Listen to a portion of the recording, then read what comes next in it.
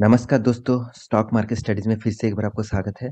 तो आज मैं बात करने वाला हूँ स्टील सेक्टर के बारे में, क्योंकि स्टील सेक्टर एक नया खतरे का मोड़ लेकर आ रहा है। क्योंकि ये जो न्यूज़ है, मुझे लगता है स्टील सेक्टर में बहुत अच्छा खासा पिटाई होने वाला है, मतलब बहुत अच्छा खासा गिरावट देखने को मिल सकता है। और साथ ही साथ दूसरा जो भी न्यूज़ है, कोरोना की सिचुएशन फिर से मुझे लगता है कोरोना का सिचुएशन फिर से आने वाला है। उसी तरीके से कुछ परफॉर्मेंस यहाँ पे देखने को मिल रहा है। तो इस पूरा वीडियो में आपको बताऊँगा स्टील सेक्टर में किस तरीके से प्रॉब्लम आ सकता है और कौन-सा स्टील सेक्टर में आप बने रह सकते हैं लॉन्ग टर्म के लिए और कौन-सा स्टील सेक्टर से आपको निकल जाना चाहिए। तो ये सारे डेटा यहाँ पे मैं आपको बताऊँगा, तो वीडियो को लास्ट तक देखना और अभी तक आपने मेरे चैनल को सब्सक्राइब नहीं किया तो ज़रूर सब्सक्राइब कर लेना, क्योंकि आपको daily daily genuine stock market information and updates चाहिए तो इस चैनल में बने रहिए। तो चलो देखते हैं आज के स्टॉक के बारे में। देखिए, सबसे पहले जो कारण है स्टील सेक्टर गिरने का, वो कारण आपको मैं पहले ही दिखा दूँ। यहाँ पे देखिए, पहले मैं आपको यहाँ पे बता के आया हूँ, बहुत सारे वीडियो में मैं कवर कर चुका हूँ। कोरोना का जो नया जो वेरिएंट है, वो साउथ अफ्रीका में मिल चुका है और इसका वेरिएंट साउथ अफ्रीका के मिलने के बाद बहुत सारे कंट्री में बहुत स्ट्रिक्टली मतलब बहुत स्टिक हो चुके हैं। बाहर से जितने सारे फ्लाइट्स आ रहा है, बहुत सारे जितने सारे कारोबार का जितने सारे गुड्स का मतलब लेन-देन हो रहा है, उसके ऊपर बहुत सारे स्ट्रिक्टली यहाँ पे की जा रहा है। मतलब बहुत सारे फ्लाइट्स, बहुत सारे प्रोडक्ट के जितने सारे मतलब व्हीकल है, जितने सारे कार्गो है, वो बंद अभी भी करने का फैसला लिया जा रहा है। तो इसी के लिए बहुत सारे दिक्कत आ सकता है। तो ये भी एक कारण है, क्योंकि आप ग्लोबल मार्केट को देखेंगे, एक बार फ़ोकस करेंगे, देखिए हर कोई मार्केट में आपको रेड कलर के नज़र देखने को मिलेगा, हर कोई मार्केट में। हाँ, इंडियन वेक्स देखिए, कितना ज़बरदस्त तेज़ी देखने को मिला। जब मैं आपको हमेशा बता के आया हूँ, आप मेरे पुराना यूज़र है, पुराना सब्सक्राइबर है, तो आपको मैं हमेशा बता के आया हूँ, जब इंडिया वेक्स और डाउ जोन्स वेक्स जब मतलब अमेरिकन बाजार का डेक वेक्स जो है वो एक्चुअली नेगेटिव संकेत देते हैं और पॉजिटिव संकेत देते हैं। 15 से ज़्यादा मान के चलिए 12 से 15 से ज़्यादा आपको वेक्स का परसेंटेज देखने को मिले, आप तुरंत अलर्ट हो जाना कि मार्केट में एक ज़बरदस्त गिरावट हो सकते हैं। पिछले और दूसरे दिनों में भी उस तरीके से कुछ परफॉर्मेंस आपको देखने को मिलेगा। तो आप ग्लोबल इंडाइसेस मार्केट में जाइए तो इस डेटा को चेकआउट करिए, या फिर इन्वेस्टिंग.com साइट से भी जा सकते हैं। यहाँ पे देखिए पिछले दिनों में जितने सारे वर्ल्ड बेसिस मार्केट था, देखिए अमेरिकन बाजार भी किस तरीके से एक नेगेटिव रिएक्शन दिया है, जबरदस्त यहाँ पे गिरावट अमेरिकन बाजार में भी पिछले दिनों में देखने को मिला था। तो इसी का इम्पैक्ट मुझे लगता है मंडे के दिन भी कंटिन्यू रहने वाला है। जिस तरीके से इंडियन मार्केट 3% से भी ज़्यादा गिरावट हुआ है, बहुत दिनों के बाद इतना ज़बरदस्त गिरावट, सिर्फ एक ही बिग कारण है, वो है कोरोना के सिचुएशन। तो यहाँ पे देखिए जो डेक्स है, मतलब जो जर्मनी का जो इंडेक्स है, आप यहाँ पे भी देख सकते हैं 4% से ज़्यादा गिरावट, इतना तगड़ा गिरावट। साथ ही साथ यहाँ पे देखिए ब्रिटेन का जो है और साथ ही यूरोप का जो है, हर कंट्री का इंडेक्स देखिए 4%, 3.5%, 2.5% तक गिरावट यहाँ पे देखने को मिला। तो इतना गिरावट के पीछे सिर्फ एक ही कारण है, वो है कोरोना वायरस का नया वेरिएंट। ऑब्वियसली देखिए बहुत सारे वेरिएंट आ चुके हैं, मगर ये जो वेरिएंट है बताया जा रहा है डब्ल्यूएचओ मतलब वर्ल्ड हेल्थ ऑर्गेनाइजेशन से बताया जा रहा है, ये जो वेरिएंट है बहुत ज़्यादा स्प्रेड करने वाला है और बहुत ज़्यादा स्प्रेड भी कर रहा है। तो अगर अभी इसके ऊपर रिस्ट्रिक्शन नहीं लगाया जाए तो फिर से एक ज़बरदस्त मतलब इस कोरोना के सिचुएशन ज़बरदस्त देखने को मिल सकता है। तो ये था सबसे बड़ा न्यूज़, स्टील सेक्टर को, हर कोई सेक्टर को गिरावट देखने को मिला था। आप सिर्फ इंडाइसेस जाकर देख लीजिए, यहाँ पे देखिए इंडाइसेस आप देख लीजिए। हर इंडाइसेस आपको रेड कलर के देखने को मिलेगा। यहाँ पे देखिए हर कोई इंडाइसेस, यहाँ पे देखिए जो हरा रंग की दिख रहा है, मतलब वो क्या है, फार्मास्यूटिकल कंपनी है। तो आपको तो मैं पहले ही बता चुका हूँ, जब कोई अ, खराब सिचुएशन आता है, मतलब कोई हेल्थ का खराब सिचुएशन आता है, तो सबसे ज़्यादा फ़ायदा किसको होता है? फार्मास्यूटिकल को, क्योंकि उसको लगता है कि फार्मास्यूटिकल अब चलने वाला है और ज़बरदस्त लोग तो पैनिक होते, क्या करेंगे? आप देख लीजिएगा बहुत सारी जगह पे अभी तक मास्क तो पूरा हट चुके हैं, सैनिटाइज़र तो भूल ही गया है और ज़्यादातर रिस्ट्रिक्शन था, जो जितने सारे रिस्ट्रिक्शन लेकर काम कर रहे थे, मतलब जो पब्लिक जो यूज़ कर रहे थे, वो टोटली बंद हो चुके हैं। तो इसलिए फार्मास्यूटिकल को बहुत मतलब जो प्रॉफिट होना था वो लॉस में चला गया। लॉस नहीं हुआ मगर प्रॉफिट कम हो गया, मार्जिन कम हो गया। मगर फिर से अगर लॉकडाउन स्टार्ट हो जाएगा, फिर से कोरोना आ जाएगा, तो सबसे फ़ायदा किसको होगा?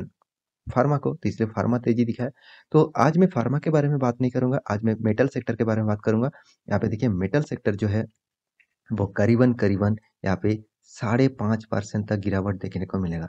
देखिए जब कोई खराब सिचुएशन आते हैं, वर्ल्ड बेसिस खराब सिचुएशन आते हैं, सबसे ज़्यादा पिटाई होते हैं मेटल सेक्टर के ऊपर।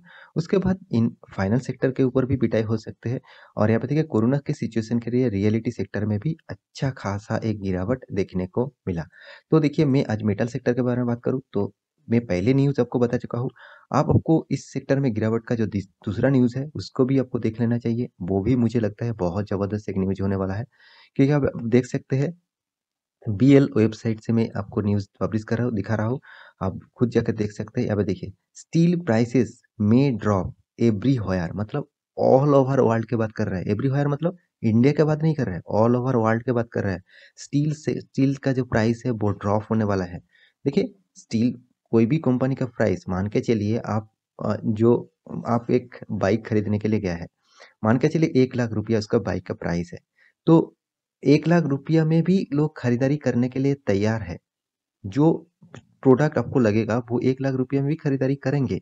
मगर अगर उसका प्राइस 80,000 अ, कर दिया जाए तो आपको तो फ़ायदा ज़रूर होगा। मगर सेल्स जो है वो जिस तरीके से सेल्स हो रहा था, थोड़ा-सा सेल्स बढ़ सकते हैं, मगर इतना उछाल तरीके से सेल नहीं बढ़ेगा।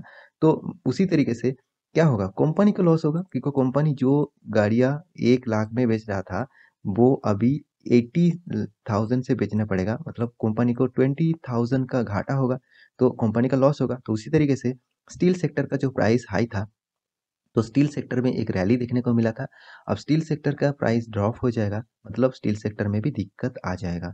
तो यहाँ पे देखिए एक्सपेक्ट इन द यूएस, मतलब यूएस कंट्री से अभी तक एक्सपेक्ट नहीं कर रहा है, मतलब यूएस कंट्री में अभी तक कोई भी चेंजेस नहीं ला रहा है।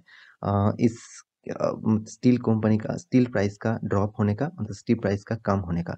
तो ये न्यूज़ मुझे लगता है एक ज़बरदस्त न्यूज़ है। ऑब्वियसली ये एक लॉन्ग टर्म न्यूज़ है। अगर इस टाइप न्यूज़ कंटिन्यू रहते हैं तो बहुत दिक्कत झेलना पड़ेगा स्टील कंपनी को। क्योंकि स्टील कंपनी जिस तरीके से रैली दिखाया, आप आप खुद जाकर अभी मैं आपको चार्ट पैटर्न दिखाऊँगा, किस तरीके से रैली दिखाया। देखिए मैं पहले टाटा स्टील के ऊपर आ चुका हूँ। पिछले दिनों में टाटा स्टील करीबन 5% गिरावट देखने को मिला। तो यहाँ पे 1 साल के मैं चार्ट पैटर्न ओपन कर दूँ, देखिए टाटा स्टील कितना ज़बरदस्त भागा है। करीबन 92% का रिटर्न, मान के चलिए 100% का रिटर्न। 1 साल में आपका फंड डबल कर दिया। इतना शानदार तेज़ी आपको देखने को मिला। देखिए नो डाउट टाटा स्टील ज़बरदस्त कंपनी है। 1 लाख करोड़ का मार्केट कैपिटलाइज़ेशन इसके पास है और साथ ही साथ कंपनी ज़बरदस्त कंपनी मुझे लगता है। हाँ, टाटा ग्रुप की एक दिग्गज कंपनी भी है और हाँ, यहाँ पे बहुत ज़्यादा वोलेटिलिटी है। मगर इस कंपनी में आपको लॉन्ग टर्म के लिए सोचेंगे तो आपको फ़ायदा ही फ़ायदा मिलेगा। मुझे लगता है आपको फ़ायदा मिलेगा। तो आपको इस तरीके से अप्स एंड डाउन झेलना चाहिए, तभी आप निवेश करिए, नहीं तो आप छोड़ दीजिए, बहुत सारे कंपनीज़ है, उसमें निवेश करिए। तो इस तरीके से गिरावट आपको देखने को आप उत्सुक हैं, मतलब देखकर आप घबरा के शेयर में निकल नहीं जाएँगे, तो आप इस शेयर में बने रह सकते हैं। तो दूसरा जो कंपनी है, वो है जीएसडब्ल्यू स्टील। ये भी कंपनी देखिए करीबन 7.5% तक गिरावट देखने को मिला।